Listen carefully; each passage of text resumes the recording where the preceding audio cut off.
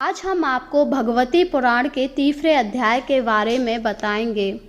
चैत माह में हमें भगवती पुराण की कथा का पान करना चाहिए, जिससे आपको शुभ फलों की प्राप्ति होती है और भगवती माँ की कृपा हमेशा आपके ऊपर बनी रहती है।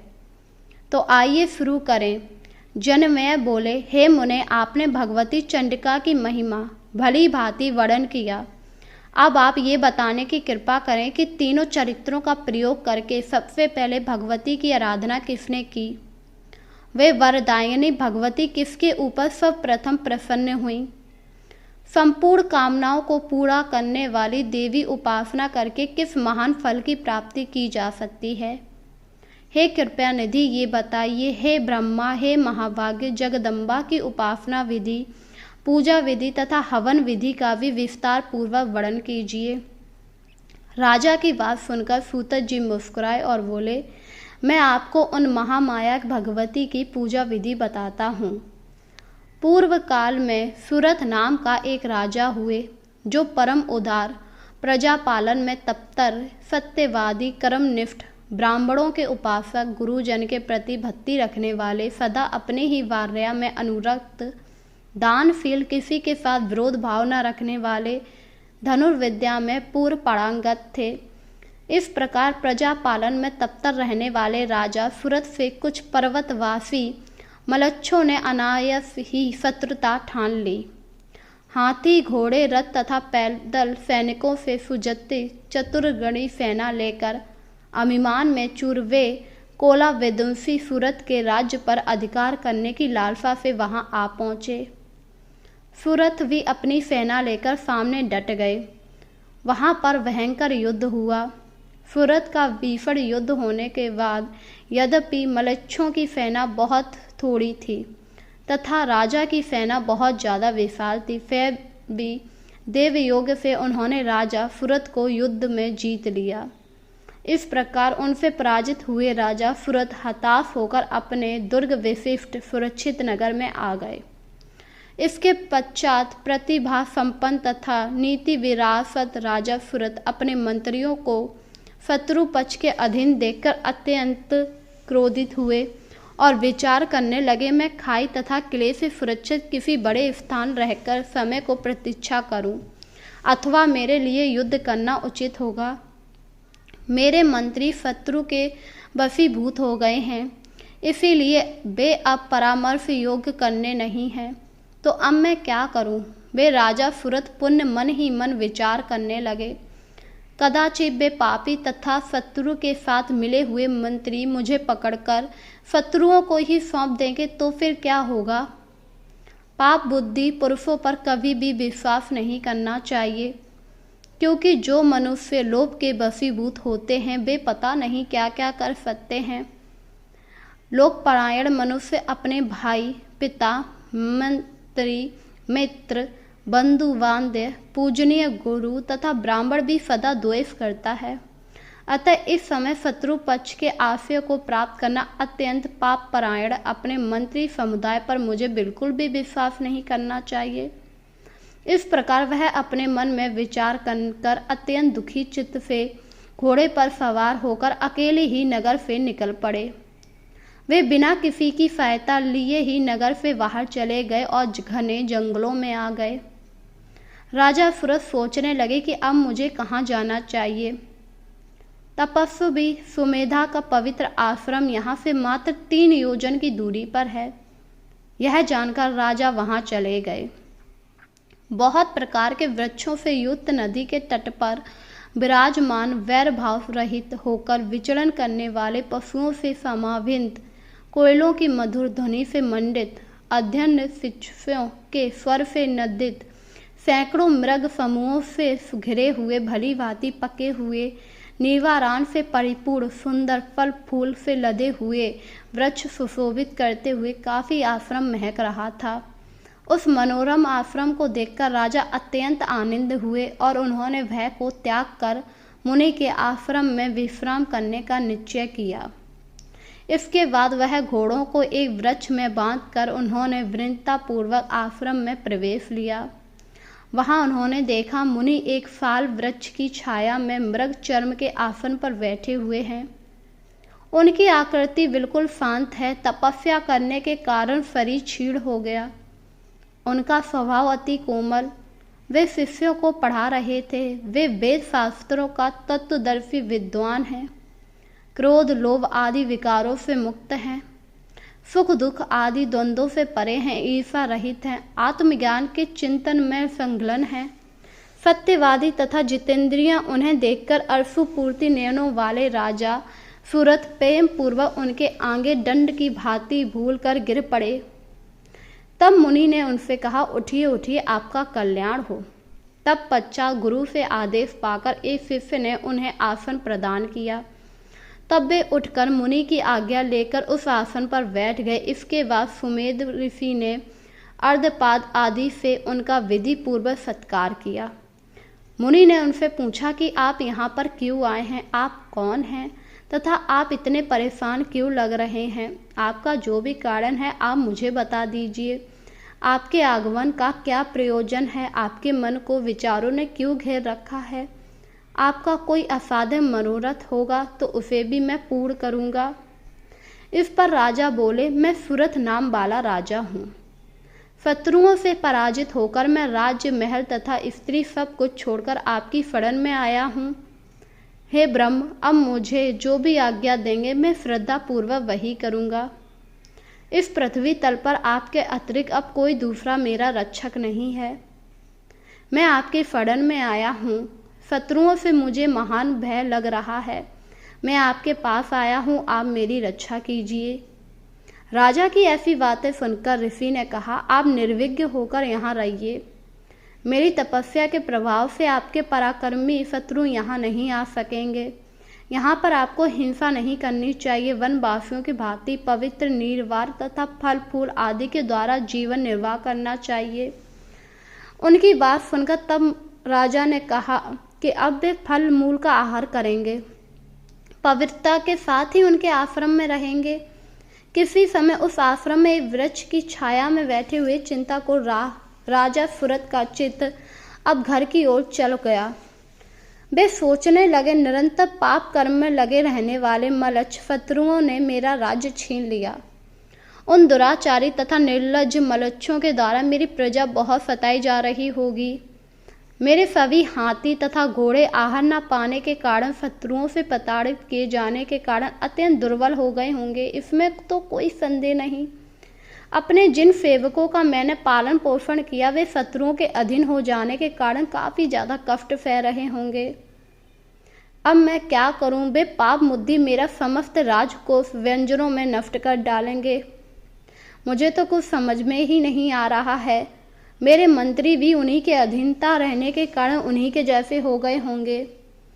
महाराज सूरत वृक्ष के नीचे बैठकर इसी चिंता में पड़े हुए थे। उसी समय एक विस्पाग्रत वैश्य वहां आ पहुंचा। राजा ने उस वैश्य को सामने देख लिया। उन्होंने उसे अपने समीप में बिठा लिया और पुनः उससे पूछा, आप कौन हैं तथा इस वन में कहाँ से आ गए? आप इतने उदास और चिंताग्रस्त क्यों हैं? आपका वर्ण भी पीला हो गया है। हे महाभाग, 7 पग में एक साथ चलने पर मैत्री समझ ली जाती है। अंत आप मुझे सब कुछ सच सच बता दीजिए। राजा का ऐसा वचन सुनकर वैश्य श्रेष्ठ उनके पास बैठ गया और उन्हें शांतिचित होकर उनसे अपनी बात कहने लगा। हे मित्र, मैं वैश्य जाति में उत्पन्न और सामधिक नाम से प्रसिद्ध हूँ। मैं धनवान, धर्म कार्यों में निपुण, सत्यवादी और ईर्ष्या से रहित हूँ। फिर भी धन के लोभी कुटिल स्त्री पुरुषों ने मुझे घर से निकाल दिया।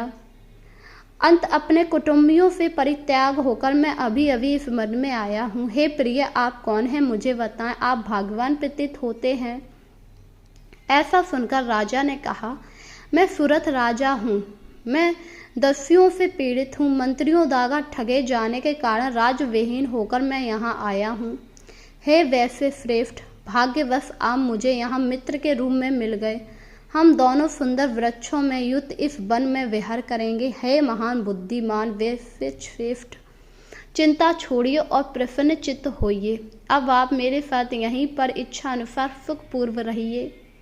इस पर वैश्य बोला, मेरा परिवार आश्रय रहित है, मेरे बिना परिवार के लोग अत्यंत दुखी होंगे। वह मेरे बारे में सोचकर रोग और शोक से व्याकुल हो जाएंगे। मेरी पत्नी पुत्र शारीरिक सुख पा रहे होंगे अथवा नहीं भी।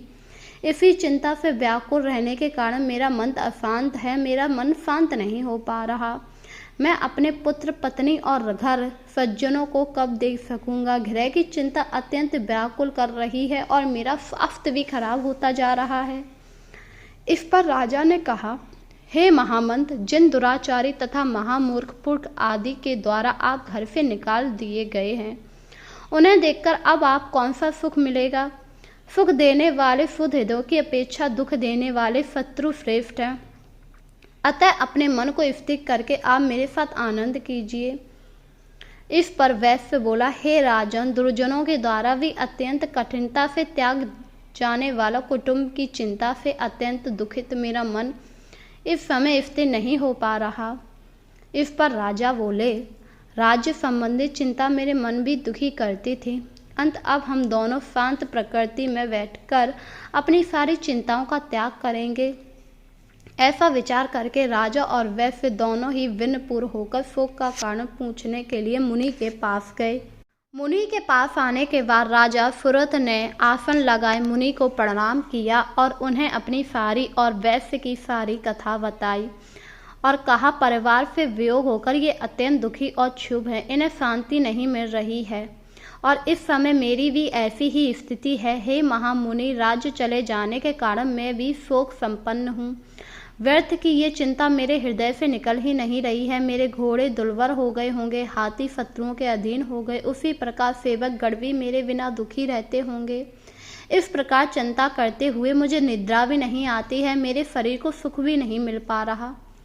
मैं जानता हूँ ये संपूर्ण स्वप्न की भांति मिथ्या है, किंतु हे प्रभु, ये जानते हुए भी मेरा मन भ्रमित स्थिर नहीं हो पा रहा है।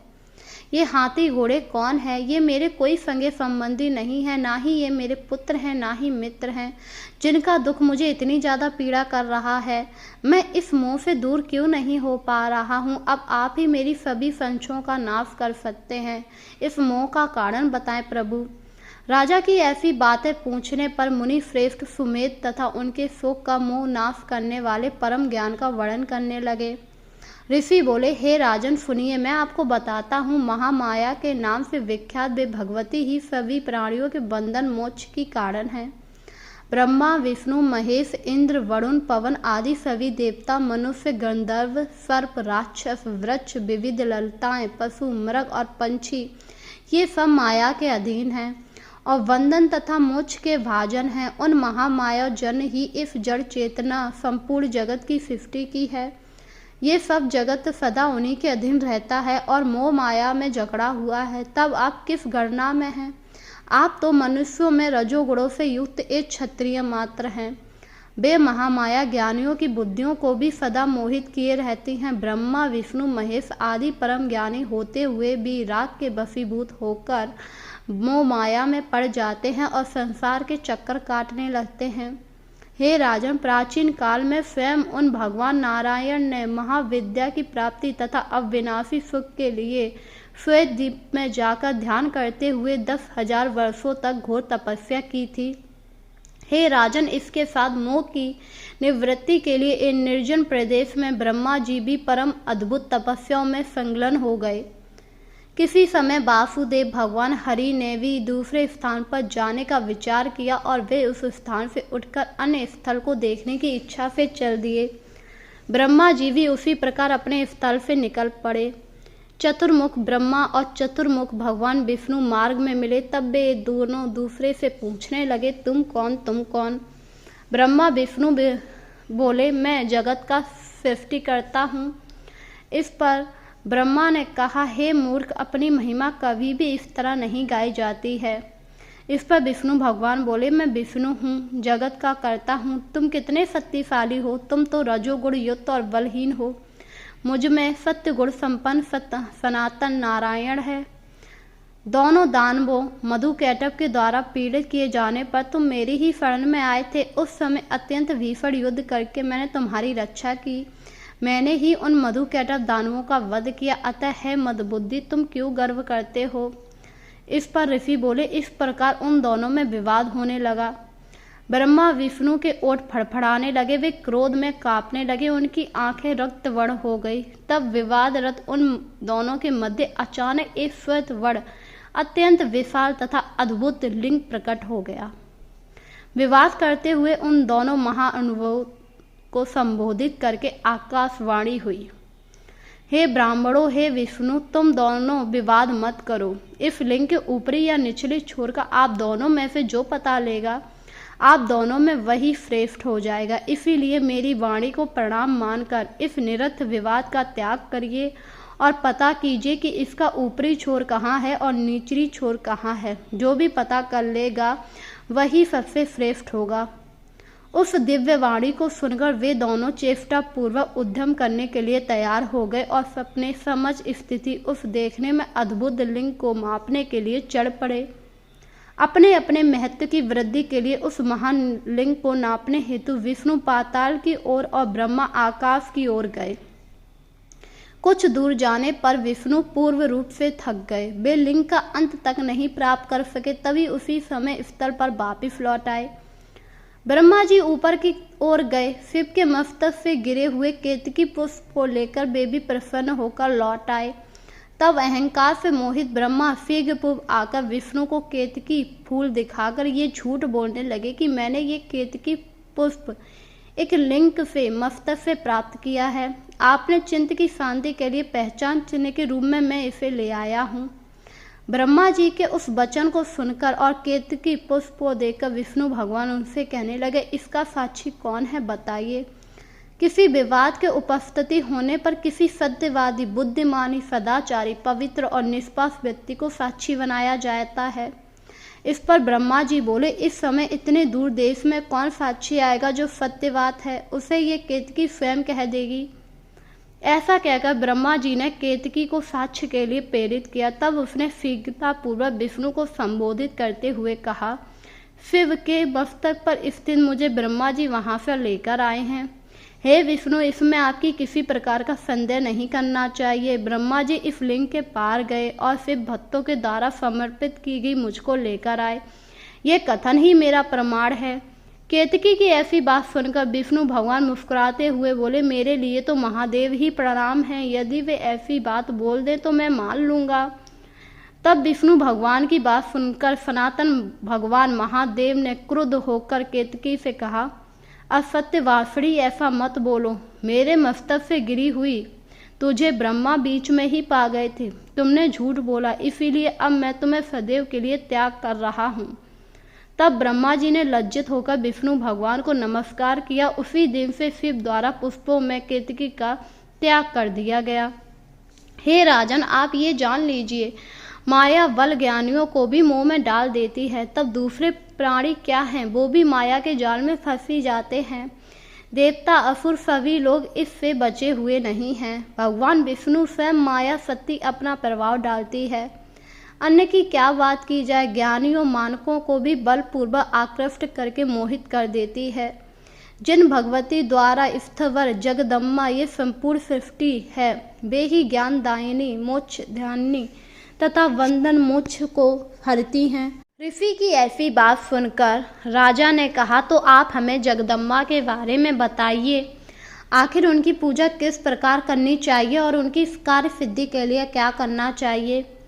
जब देवता मनुष्य उनकी स्तुति करते हैं तब प्राणियों के दुख नाश हो जाते हैं। भगवती जगदम्बा प्रकट होती हैं। वे देवी परमेश्वरी अनेक रूप धारण करके अनेक प्रकार की शक्तियों से संपन्न होकर कार्य सिद्धि के लिए स्वेच्छा पूर्वक अभिभूत होती हैं। हे राजन, अन्य देवताओं की भांति वे देवी देव के अधीन हैं।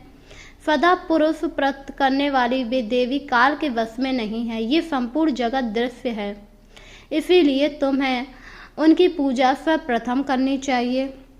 भगवती ही अपनी लीला से उनकी रचना करती हैं और उन्हें अपने अपने कार्य जगत का सृजन, पालन और संहार में प्रवृत्त करती हैं। देवी उनमें अपने अंश शक्ति का आरोपण करके उन्हें बलवान बनाती हैं। उन्होंने सरस्वती, लक्ष्मी, पार्वती रूप में उन्हें अपनी शक्तियाँ दी हैं। अंत वे त्रिदेव उन्हीं पारंगत को सृजन, पालन, संहार करने वाली जानकर प्रशंसा पूर्वक उनका ध्यान और पूजन करते हैं। हे राजन, इस प्रकार मैंने अपनी बुद्धि के अनुसार देवी की ये उत्तम महत्व आपसे कहा। मैं इसका अंत नहीं जानता हूँ। यह सुनकर राजा बोले, हे भगवान, अब मुझे उन देवी की आराधना विधि भली भांति बताइए, साथ ही पूजा विधि, हवन विधि, मंत्र भी बताइए। जिस पर ऋषि मुनि बोले, हे राजन सुनिए, मैं उनकी पूजन विधि बताता हूँ जो मनुष्यों को काम, मोक्ष और ज्ञान देने वाली तथा दुखों का नाश करने वाली है। मनुष्य को सर्वप्रथम विधि पूर्वक स्नान करके पवित्र होकर श्वेत वस्त्र धारण करने चाहिए। इसके पश्चात सावधानी पूर्वक आचरण करके पूजा स्थान को शुद्ध करने के बाद लिपी हुई भूमि पर आसन बिछाकर बैठ जाएं। प्रसन्न होकर विधि पूर्वक 3 बार आचमन करें। अपनी शक्ति के अनुसार पूजा द्रव्य को सुशोभित ढंग से रखकर प्राणायाम करके उसके बाद भूत शुद्धि करके पुण्य मंत्र पढ़कर समस्त पूजन सामग्री प्रोक्षोड़ करके देवी मूर्ति की प्राण प्रतिष्ठा करनी चाहिए। इसके पश्चात विधि पूर्वक न्यास करना चाहिए। तब पश्चात ताम्र पात्र पर श्वेत चंदन से पत्तकोण यंत्र तथा उसके बाहर अष्टकोण यंत्र लिखना चाहिए और फिर मंत्र के 8 बीज अक्षर 8 कोणों में लिखने चाहिए। 9वां अक्षर यंत्र की कड़िका बीच में लिखना चाहिए। वेद में बताई गई विधि से यंत्र की प्रतिष्ठा करके अथवा हे राजन भगवती की धातु में प्रतिमा बनाकर शिव तंत्रों पूजा मंत्रों से प्रयत्न पूर्वक पूजन करना चाहिए अथवा सावधान होकर आगम शास्त्र में बताई गई विधि विधान से पूजन करके ध्यान पूर्वक उनका सतत जाप करना चाहिए। हे राजन, कल्याण करने वाले को अश्विन और चैत माह के शुक्ल पक्ष में विधि पूर्वक नवरात्र व्रत करना चाहिए। इन नवरात्रों में भी उपवास करने चाहिए। अनुष्ठान में जप किए गए मंत्रों द्वारा शर्करा, घी और मधु मिश्री पवित्र खीर से बिस्तर पूर्वक हवन कराना चाहिए अथवा उत्तम बिल पत्रों, लाल कनेल के पुष्पों अथवा शंकर मिश्र तिलों से हवन करना चाहिए। अष्टमी, नवमी एवं चतुर्थी को विशेष रूप से देवी का पूजन करना चाहिए। इस अवसर पर ब्राह्मणों को भोजन कराना चाहिए। ऐसा करने से निर्धन को धन की प्राप्ति होती है, रोगी को रोग मुक्त हो जाता है, पुत्रहीन व्यक्ति सुंदर और आज्ञाकारी पुत्रों को प्राप्त करता है, राजा राज्यों को सौभाग्य राज्य प्राप्त हो जाता है। देवी महामाई की कृपा से शत्रुओं से पीड़ित मनुष्य अपने शत्रुओं का नाश कर देता है। जो विद्यार्थी इंद्रियों को बस में करके इस पूजन को करता है वह शीघ्र ही पुण्य में उत्तम विद्या प्राप्त कर देता है। ब्राह्मण, क्षत्रिय, वैश्य अथवा शूद्र जो भी भक्ति परायण होकर जगदम्बा जगनी की पूजा करता है वह सब प्रकार के सुख का भागी हो जाता है। जो स्त्री अथवा पुरुष भक्ति तत्पर होकर नवरात्र व्रत करता है वह सदा मनोवांछित फल प्राप्त करता है। जो मनुष्य अश्विनी शुक्ल पक्ष में इस उत्तम नवरात्र को श्रद्धा भाव से करता है उसकी सभी मनोकामनाएं पूरी हो जाती हैं। ऋषि मुनि की ऐसी बात सुनकर राजा और वह काफ़ी ज़्यादा प्रसन्न हो गया और उन्होंने यह वचन सुनकर कहा, हे ऋषि मुनि, हम तो प्रसन्न हो गए। भक्ति परायण चित्त वाले संत स्वभाव से हमारे अर्थ अब काफ़ी ज़्यादा हर्ष हो गए हैं। हम उन भगवती की पूजा करना चाहते हैं।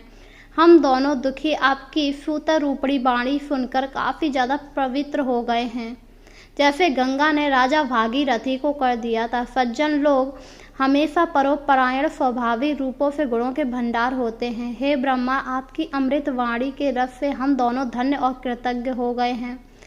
यह सब सुनकर हे साधकों, अब हम इस संसार रूपी महासागर में डूब रहे हैं। ये जानकर कि आप हम दोनों का हाथ पकड़िए और मंत्र दान देकर भव सागर से पार कीजिए।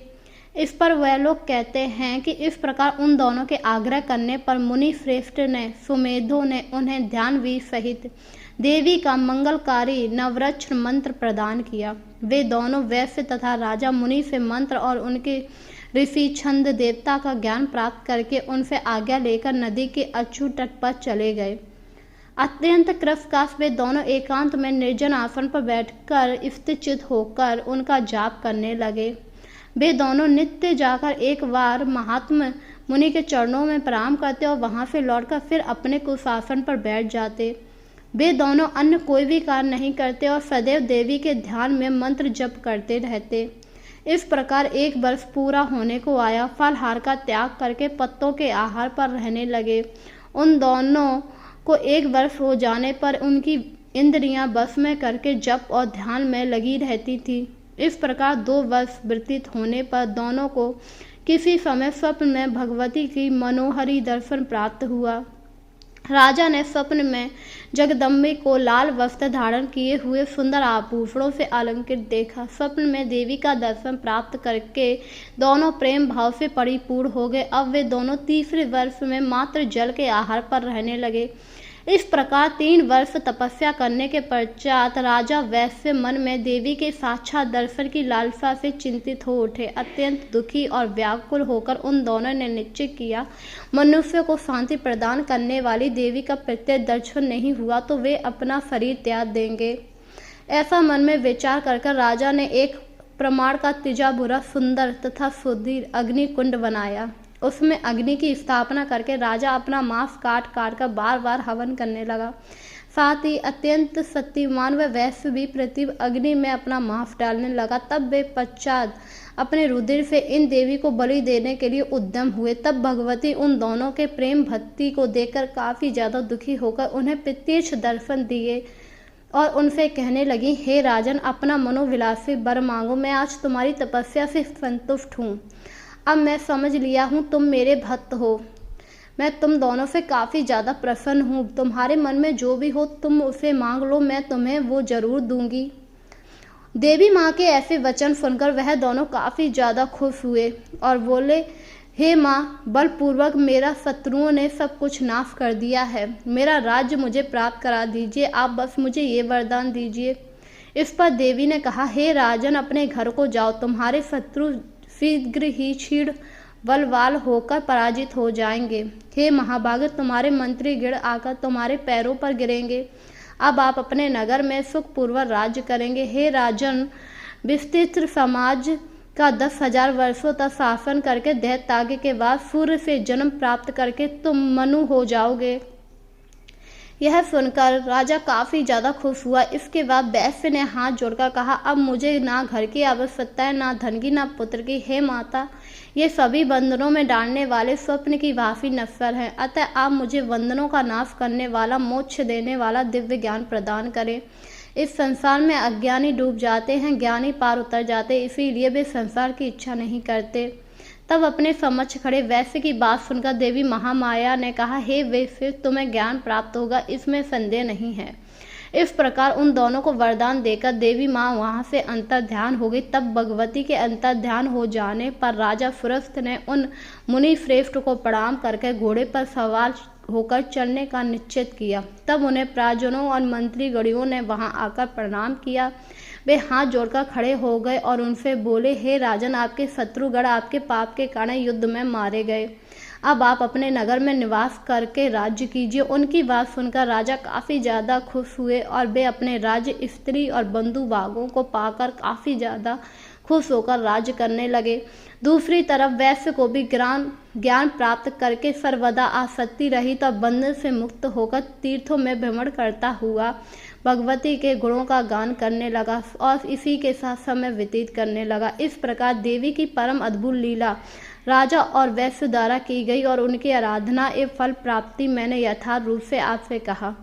देवी के रूप शुभ प्रभाव से उन दोनों द्वारा दैत्यों के विनाश की गई मैंने आपसे कही। भक्तों को अभय प्रदान करने वाली वे भगवती ऐसी प्रभावशाली हैं जो मनुष्य उनके इस उत्तम आख्यान को नित्य सुनता व संसार में अद्भुत सुख को प्राप्त करता है। ये सत्य है। इस पवित्र और अद्भुत कथा को सुनने से ज्ञान, मोक्ष, कीर्ति और सुख प्रदान करता है। वह मनुष्य सभी कामनाओं को पूरा करता है। उसके सारे धर्म, सार, अर्थ, काम, मोक्ष की प्राप्ति होती है। इस प्रकार ऋषि ने जनमेक को भगवती माँ की कथा सुनाई थी। जो भी इस कथा का श्रवण चैत्र माह में करता है उसकी सभी भगवती माँ मनोकामनाओं को पूरा कर देती हैं। इसीलिए हमें चैत्र माह में भगवती पुराण की कथा अवश्य पढ़नी चाहिए और चैत्र नवरात्रि का व्रत करना चाहिए, जिससे भगवती माँ आपकी सारी मनोकामनाओं को पूरा करेंगी।